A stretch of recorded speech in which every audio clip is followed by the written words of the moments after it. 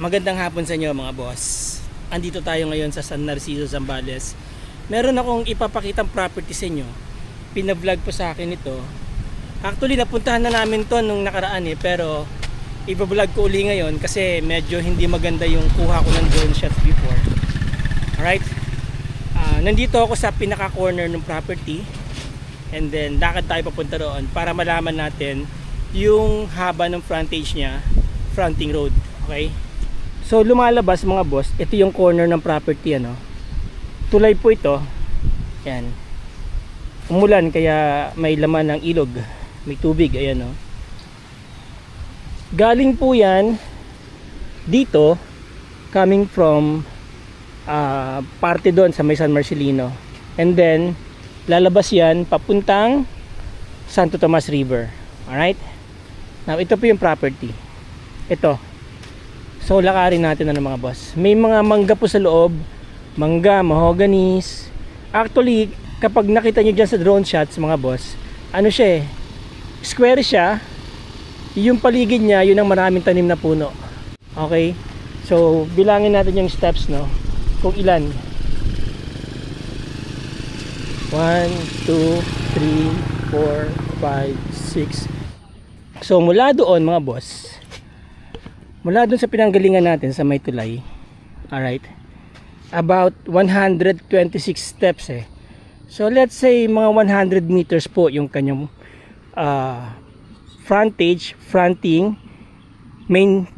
fronting bypass road. Yes mga boss, bypass road po yan.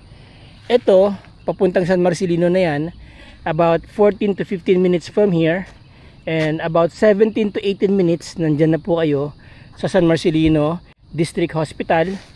At dito naman papunta po yan ng downtown or town proper ng San Narciso, about 7 minutes from here, and about 14 minutes from here nandyan na po kayo sa coastal area ng San Narciso. Yung La Paz, yan po public beach po yan, kung saan maganda yung mga activities dyan lalo na sa gabi. So ito po yung property, 1.3 hectares po itong property mga boss. Tapos dito sa harap niya merong dito marami na pong nagkakas ng nanguhuli ng isda dito So pinupuntahan to ng mga locals para mamingwit. Alright? May mga mangga sa loob, may langka, may mga mahoganis. Yung perimeter niya is puro punong kahoy po. Kanina pa ako nagtataw po pero walang sumasagot. So anyway, bukas naman yung gate, pasok na lang tayo. Right?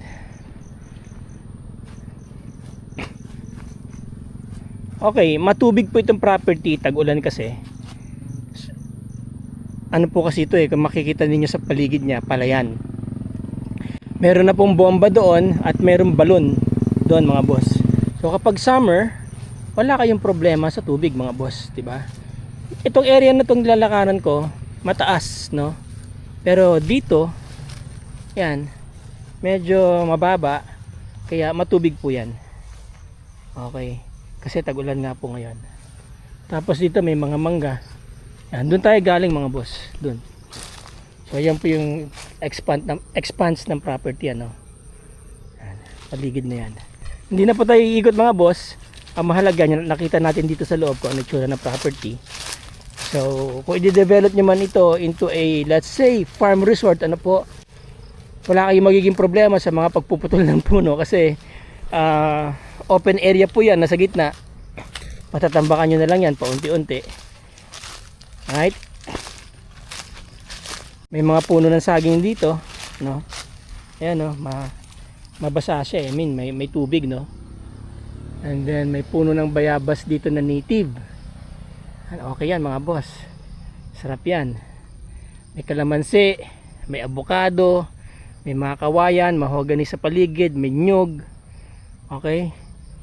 So meron ditong yata to, rambutan. Okay, tapos may citrus pa na malaki doon. Palagay ko po yun, tawag dito suha mga boss. Okay, yan. So napakaganda ng farm mga boss, no? Madali siyang maintain, sakto lang ang sukat niya, 1.3 hectares mga boss. Very ideal to na gawin yung isang farm resort kasi along this lane, itong bypass road na to, nagsusulputan na po dyan yung mga commercial areas mga boss kasi papunta to ng San Marcelino eh. And then dito sa gilid niya mga boss, andyan yung famous na mga mga river resort mga boss. And then dito sa area dito, dyan nakikita ninyo, ano po yan, coastal area ng San Narciso.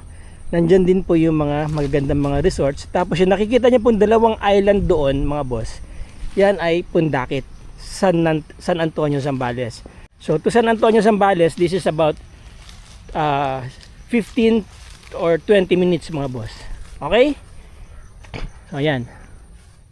Etong mangga na to, ano po ito, kinalabaw. Ayan, grafted mga boss. Tapos ito. Alam niyo itong guyaba no. Alam niyo po itong guyaba no, susceptible to sa mga langgam eh. Ang gagawin niyo lang dito, sprayan niyo lang yan ng suka na may sabon. Suka na may sabon, tanggal lang po yung mga langgam na yan, pati yung mga nagpapaitim sa kanya. Suka, sabon, tsaka konting oil, and then lagyan nyo po ng baking soda para hindi po nangingitim yung bunga. Yan lang ang dyan, solution mga boss. Papakinabangan nyo na ng husto itong mga itong mga guyaban ninyo. Tapos tanggalan nyo lang ng mga dahon-dahon sa paligid nya, yung mga kakawati na yan para tamaan ng sunlight. Alright, there you go mga boss. Ayan, maganda po itong farm na to, maganda rin ang presyo mga boss. Alright mga boss, maganda po mag-invest sa province ngayon compared sa Metro Manila, compared sa mga malalapit sa Metro Manila, kasi mura pa po ang property, mura pa po ang mga lupa dito mga boss. Especially itong property na to, itong farm lot na to, 1.3 hectares, 6 million mga boss, mga sir. This is a very good price considering ang location po nito is very strategic. Located po ito along bypass road ng San Marcelino at San Narciso, Zambales. So if you're coming from Metro Manila, this is about 3.5 drive from NLEX Balintawak Toll Plaza, and from here mga boss, mga sir, this is about 7 minutes, nandyan na po kayo sa town proper ng San Narciso, Zambales. About 14 minutes to 15 minutes, nandyan na po kayo sa coastal area. Beach mga boss, mga sir, public beach po yan, La Paz. Pwede kayong pwede kayong pumasyal dyan for free mga boss. And then to San Marcelino, which is also a first class municipality, nagtatayuan na rin po yung mga magagandang yung mga mainstream businesses dyan, about 15 minutes nandyan na po kayo, and about 17 to 18 minutes nandyan na po kayo sa San Marcelino District Hospital mga boss, mga sir. About 18 to 20 minutes nandyan na po kayo sa Pundakit, San Antonio, Zambales mga boss. Nakikita niyo yung dalawang island na yan, tourist spot po yung area na yan mga boss, mga sir. So very strategic po yung location nito. Siguro mga about 2 to 3 years from now, doble na ang presyo nito mga boss, kasi mabilis po ang urbanization sa area na to. Marami na po nagpapagawa ng bahay along the way. Marami na nagpapagawa ng mga inland resort dito mga boss, mga sir. Kaya napakaganda rin pong gawin itong inland resort o farm resort mga boss, mga sir. Okay? So hindi kayo malulugi sa investment nyo dito.